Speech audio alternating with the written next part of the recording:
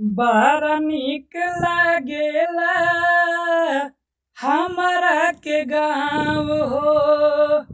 बड़ा निक लागेला हमरा के गाँव हो। हरा भरा बाग बगीचा पिपरा के छाँव हो। हरा भरा बाग बगीचा पिपरा के छाँव हो।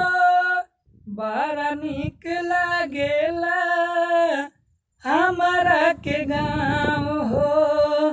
बड़ा निक लागेला हमरा के गाँव हो। शुद्ध हवा पानी मिले खेत खलिहानी। सावन के झूला के अजबे कहानी। शुद्ध हवा पानी मिले खेत खलिहानी। सावन के झूला के अजबे कहानी। होत सवेरे घूमे सब नंगे पाँव हो। होत सवेरे घूमे सब नंगे पाँव हो। बड़ा निक लागेला हमरा के गाँव हो। बड़ा निक लागेला हमरा के गाँव हो।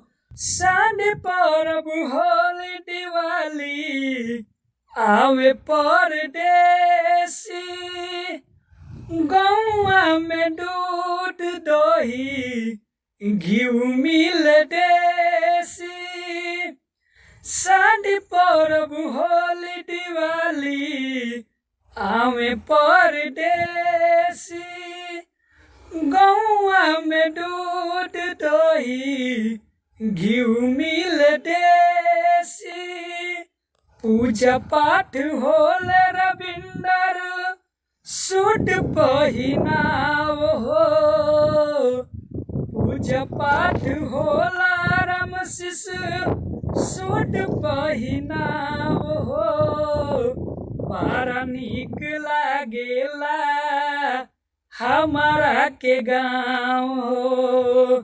बड़ा निक लागेला हमरा के गाँव हो।